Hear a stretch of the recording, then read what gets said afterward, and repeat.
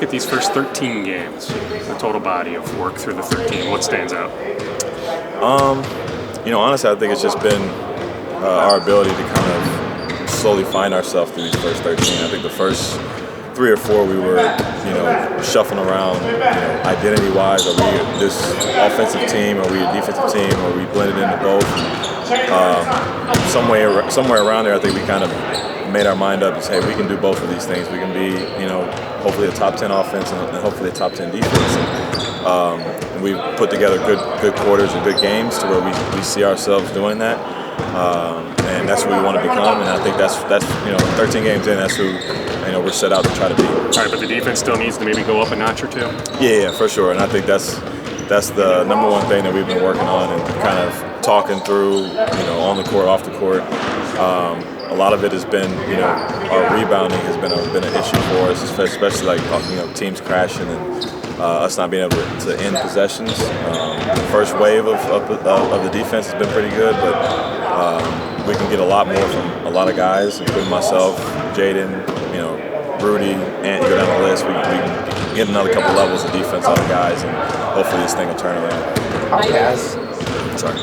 After the game, the Denver loss, Anthony Edwards kind of took responsibility for that loss.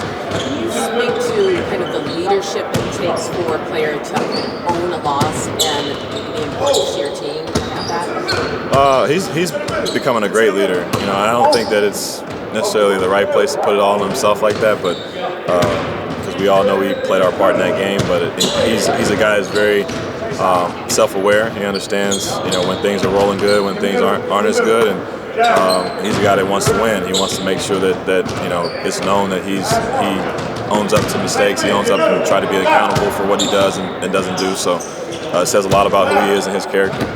Chris Finch said after the game that he thought one of the issues was that your offense wasn't clean. Can you talk about what that means a little bit, or what you need to clean up for this game tonight?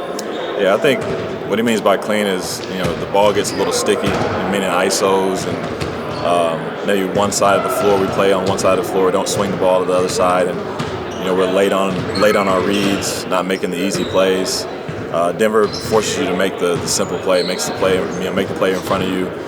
When we hesitate on that or are a little bit slow to react to that, it kind of bogs down our offense and allows us to kind of get into ISOs and late clock shots. And I think that's what was happening to us in that game. And other games we have been more fluid.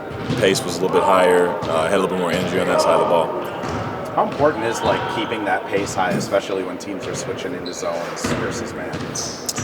I think it's beneficial to keep the pace high just because of it keeps the defense from setting, it keeps them from getting into different calls and sets, and if they want to play different zones and last-minute coverages, it's hard to get to when you're playing at a faster pace and throwing the ball ahead and trying to attack early in the offensive possession. And I think it flattens out the defense a lot. It makes them all run back towards the rim, towards the paint area. Then when you flick it back out top, you can kind of get into actions, pick and rolls, walk-in threes, other drive situations. So it's important to keep the pace. And then I wanted to ask you just, over your career with kind of the three-point explosion, and now there's this offensive rebounding efficiency that the teams are finding.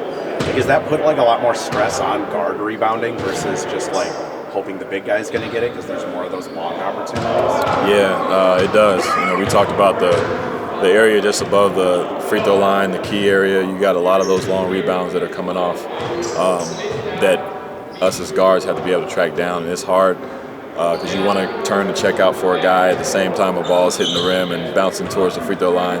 You kind of have to balance both and kind of have a knack for it and a want to try to get there. So something that I think we're all kind of getting adjusted to is the new basketball, it's the new age of how things are being played, and offenses are teaching to crash more from their wing position. So something that we all just have to adjust to.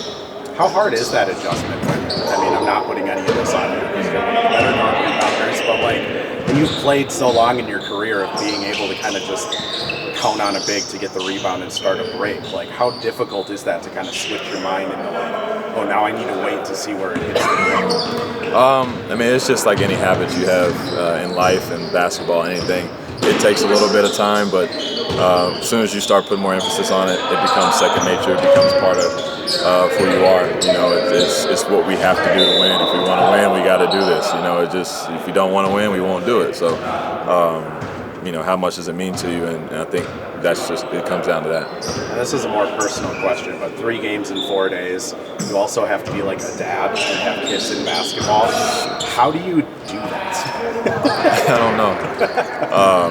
I am a zombie half the time. I'm waking up early. My son slept with me last night at 3 a.m., so it's like you never really get to sleep.